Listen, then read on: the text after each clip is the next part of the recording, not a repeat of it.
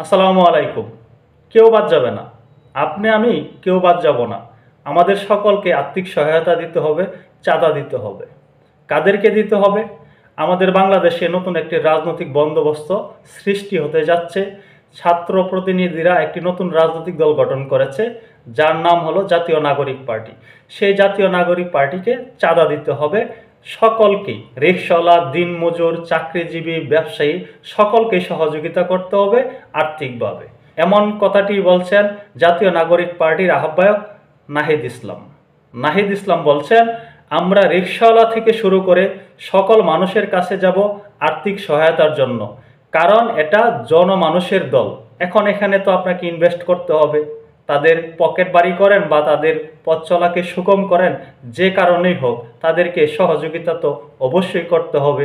এখানে যদি সহযোগিতা না করেন কাকে করবেন? এটি যেহেতু জনমানুষের দল, জনগণ তাদেরকে ম্যান্ডেট দিয়েছে, তারা বিপ্লব করেছে, তারা বিপ্লবী, তাদের দিকে মানুষ তাকিয়ে আছে, তাই তাদেরকে সমর্থন দিতে হবে, তাদেরকে আর্থিক সহায়তা দিতে হবে। এখন প্রশ্ন হলো, এই যে আত্মপ্রকাশ অনুষ্ঠানটি হলো এনসিপির অর্থাৎ জাতীয় নাগরিক পার্টির, যে জমকালো আয়োজনটি ছিল, সেখানে আর্থিক সহায়তা কারা দিয়েছে? সেই টাকা পয়সা নাহিদ ইসলামরা কোত্থেকে পেয়েছে? সেখানেও কি রিকশাওয়ালা টাকা দিয়েছে, আপনি আমি দিয়েছি, সাধারণ মানুষ দিয়েছে?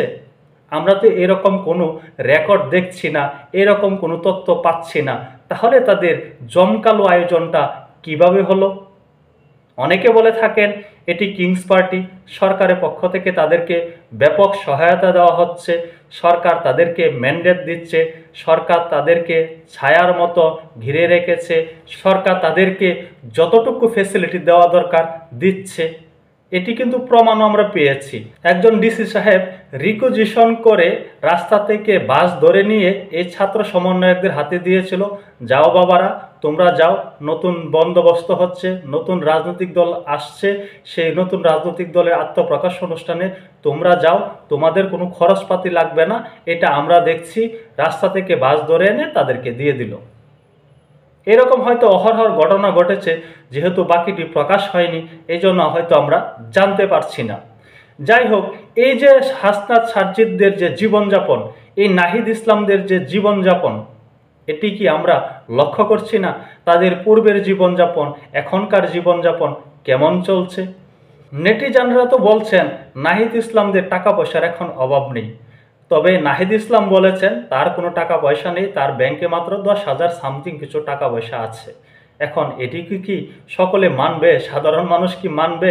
মানতেও পারে, যেহেতু এটি জনসাধারণের দল, জনগণের দল তারা গঠন করেছে, তাদের পকেটে টাকা পয়সা থাকবে না, জনগণকে টাকা পয়সা দিতে হবে, আপনাকে দিতে হবে, আমাকে দিতে হবে। আপনারা সকলে প্রস্তুত থাকুন, আপনাদের কাছ থেকে চাঁদা নেওয়া হতে পারে।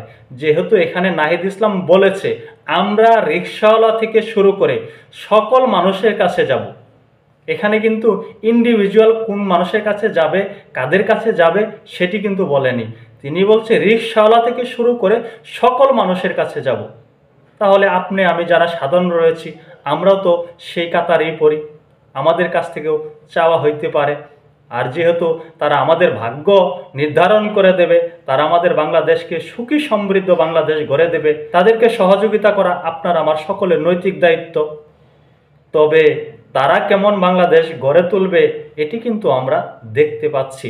তারা নতুন বন্দোবস্ত সৃষ্টি করবে, নতুন আঙ্গিকে রাজনীতি করবে, কিন্তু আমরা কি চিত্র দেখছি? বাংলাদেশে যে গতানুগতিক রাজনৈতিক ধারা রয়েছে, যে ধরনের কাদা ছোড়াছুড়ি রয়েছে, এক দল আরেক দলকে বিষোদ্গার করা, এক দল আরেক দলের ঘাড়ে দোষ চাপিয়ে দেওয়া, একজন আরেকজনকে ছোট করে খাটো করে কথা বলা, এটি কিন্তু আমরা এই নতুন বন্দোবস্তের মধ্যেও দেখতে পাচ্ছি। নাহিদ সার্জিদ যারা রয়েছে তারা সেই গতানুগতিক ধারাকে ভেঙে নতুনত্ব আমাদেরকে কোনো কিছুই দেখাচ্ছে না। আমরা কি নতুনত্ব কোনো কিছু দেখছি? কোথায় সেই নতুনত্ব?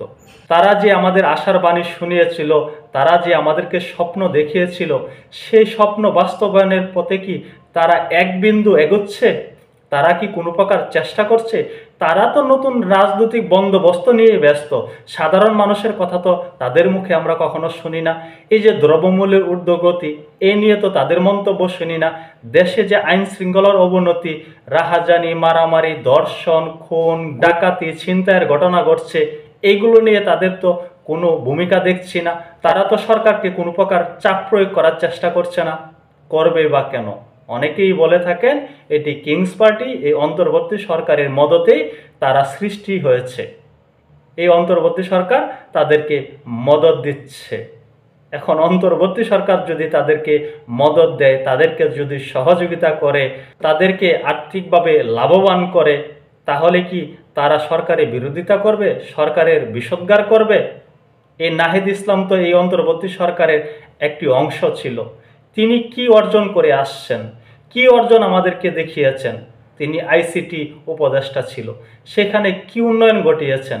এখন তারা নতুন করে স্বপ্ন দেখাচ্ছেন, তারা যদি ক্ষমতায় যান এই করবেন, সেই করবেন, অ্যাং করেঙ্গা ত্যাং করেঙ্গা।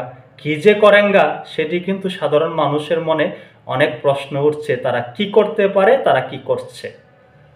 তাদের জীবনযাপন নিয়ে প্রশ্ন উঠছে, তাদের চলাফেরা নিয়ে প্রশ্ন উঠছে।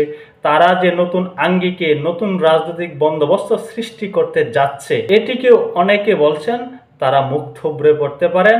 তারা যে আশার বাণী মুখে শোনান সেটি বাস্তবিক অর্থে তারা রক্ষা করার চেষ্টা করেন না। তবে তারা নতুন বন্দোবস্ত সৃষ্টি করতে যাচ্ছে, নতুন আঙ্গিকে বাংলাদেশে রাজনৈতিক একটি প্যাটার্ন তৈরি করতে যাচ্ছে। আমরা সকলে তাদেরকে শুভকামনা জানাই, তারা যেন সফল হয় সেই কামনা করি। তবে সফল কতটুকু হবে এটি নির্ধারণ কিন্তু তাদের নিজেদেরকেই করতে হবে। সকলে ভালো থাকবেন। আল্লাহ হাফেজ।